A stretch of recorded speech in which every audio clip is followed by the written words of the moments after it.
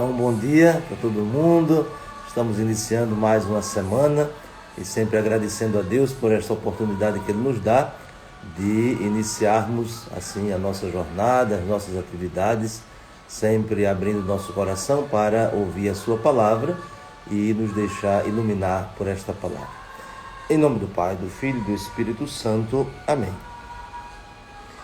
Deus eterno e todo-poderoso, dai-nos a graça de estar sempre ao vosso dispor e vos servir de todo o coração, por nosso Senhor Jesus Cristo, vosso Filho, na unidade do Espírito Santo. Amém. Então hoje nós temos para a nossa meditação o Evangelho deste dia, se encontra em Lucas capítulo 12, do versículo 13 ao versículo 21. Então sempre recordando, não é, que a partir do capítulo 9, Jesus está decididamente se dirigindo para Jerusalém. E neste percurso Jesus vai encontrar muitas pessoas, pessoas que se aproximam de Jesus com sinceridade para ouvir a sua palavra, para acolher os seus ensinamentos, para tornar-se discípulo, como nós recordamos há alguns dias, quando Jesus entrou na casa de Marta e Maria. Mas também Jesus encontra pessoas que não têm a mesma disponibilidade e pessoas até que confundem, a missão de Jesus, exigindo dele certas posturas ou até mesmo alguma palavra que não estão de acordo, com a missão de Jesus. Então é justamente isso que o Evangelho de hoje nos fala. Diz que alguém no meio da multidão disse a Jesus: Mestre, dize ao meu irmão que reparta a herança comigo. Então, a primeira coisa que nós percebemos nesse pedido, desta pessoa é que há uma contradição entre aquilo que ele afirma, chamando Jesus de mestre, e aquilo que ele pede a Jesus.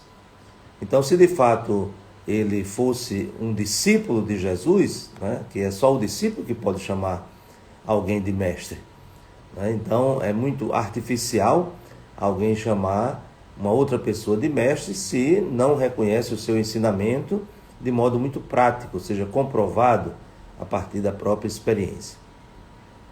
Mas isso não acontece.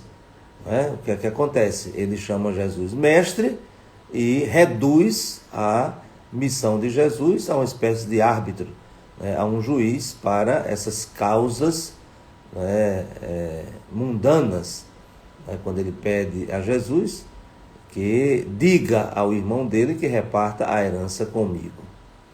E por isso Jesus responde assim diretamente, mas quem me encarregou de julgar ou de dividir vossos bens?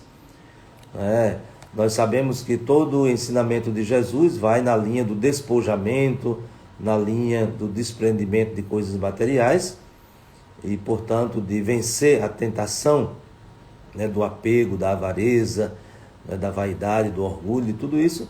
E essa pessoa agora quer que Jesus faça uma espécie de juiz, para dividir bens materiais, enquanto que a missão de Jesus ultrapassa esse aspecto da vivência humana. Mas Jesus, como mestre, verdadeiramente mestre, não desperdiça nenhuma ocasião, por mais que aparentemente não favoreça um ensinamento, mas Jesus nunca despreza as ocasiões, as situações para ensinar. Então, diante deste pedido desencontrado dessa pessoa, Jesus encontra uma ocasião para ensinar. E, portanto, Jesus retoma a palavra, chamando a atenção, até aqui se utiliza a palavra atenção. Tomai cuidado contra todo tipo de ganância, porque mesmo que alguém tenha muitas coisas, a vida de um homem não consiste na abundância de bens. E o ensinamento de Jesus, não tenham medo de perder as coisas materiais, de perder a própria vida, mas tenham medo de perder a vida eterna. E, portanto, voltando esse pedido desta pessoa é de alguém que de fato não conhece ainda o ensinamento daquele que ele chama de mestre. E aí Jesus conta uma parábola. De novo, essa maestria de Jesus, né? Esse modo muito concreto de Jesus de ensinar. Então, Jesus conta uma parábola, e essa parábola, naturalmente, e toda a parábola, mesmo que não esteja retratando um fato de forma fotográfica, mas está sempre refletindo a partir de realidades, de situações da vida. Então Jesus conta essa parábola dizendo que um homem rico teve uma grande colheita, a terra do homem deu uma grande colheita, e ele começou a dizer a si mesmo: o que eu vou fazer diante dessa grande colheita? Até mesmo reconhecendo que não havia onde colocar. Ou seja, se não havia onde colocar, isso é um sinal que não precisava, ou que tinha em abundância. Então, aquilo que ele está pensando deveria ser uma outra solução. Mas qual é a solução que ele acha viável? Vai derrubar os celeiros e vai construir maiores. E ali vai guardar todos os seus bens. E aí, quando ele toma essa decisão, então ele agora vai fazer uma espécie de monólogo, consigo mesmo, reforçando essa sua característica muito marcante, que é o egoísmo, o centro de tudo. Parece que só ele existe. E aí ele vai dizer: meu caro, tu tens uma boa reserva para muitos anos, descansa, come, bebe, aproveita. Não é essa a decisão, e esse é o diálogo que ele faz consigo mesmo.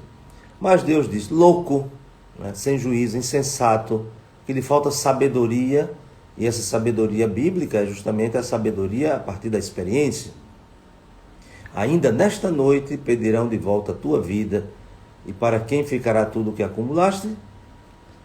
Então, essa segurança insegura que muitas vezes as pessoas buscam.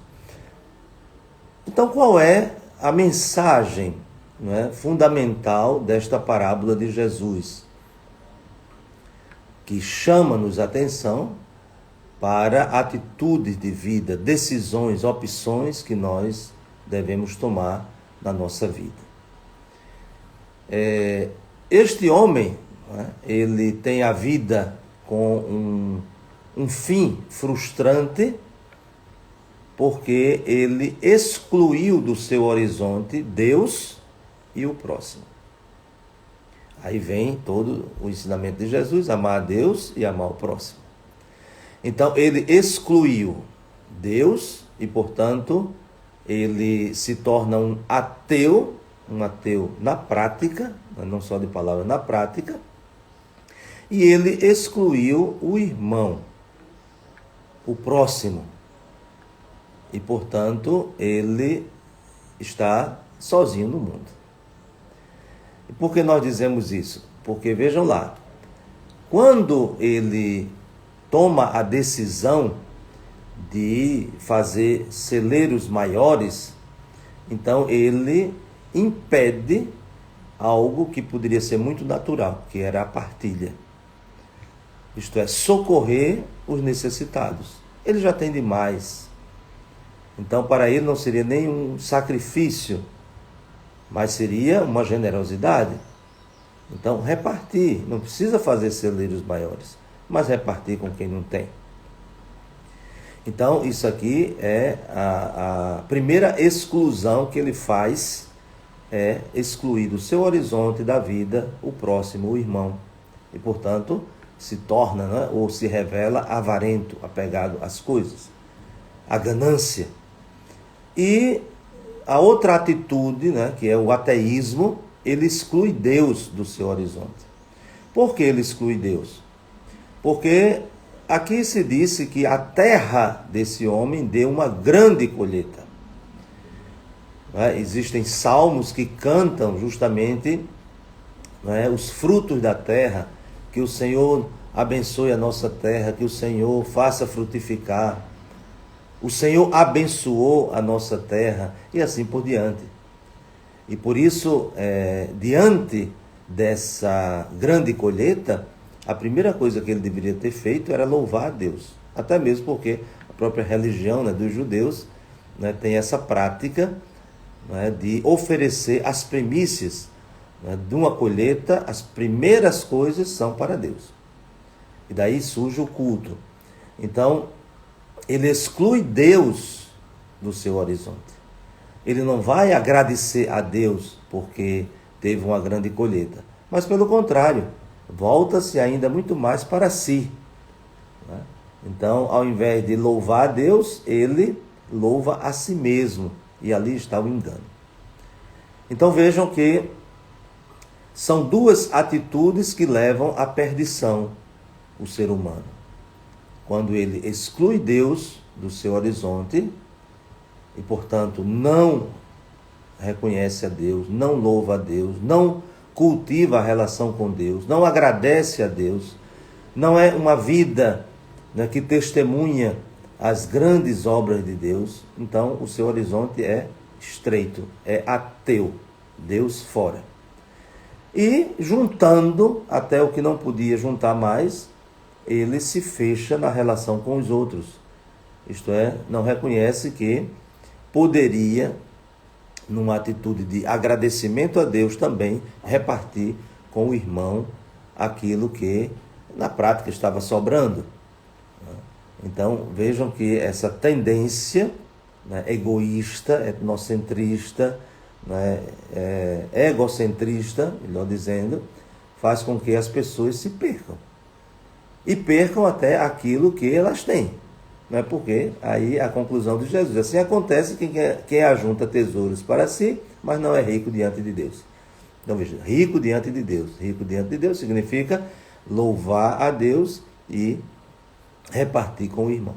Então, aprendamos desta lição, né, que não podemos excluir do nosso horizonte Deus e, portanto, o culto, a religião, a oração, a adoração e, sobretudo, a Eucaristia nos ajudam, né, a ampliar este horizonte.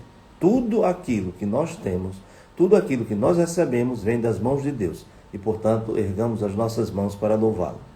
E claro que não é um culto ritualista, mas é um culto que, de fato, cultiva a nossa relação com Deus.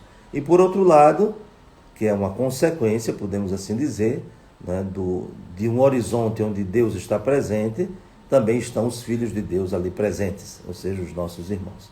Então, que essa lição seja para nós, de fato, uma inspiração para não excluirmos Deus da nossa vida e muito menos excluir também os nossos irmãos do nosso horizonte de convivência e, sobretudo, a nossa sensibilidade para aqueles que mais necessitam. Então, que desça sobre vós a bênção de Deus Todo-Poderoso, Pai, Filho e Espírito Santo. Amém. Um bom dia para todos e até amanhã, se Deus quiser.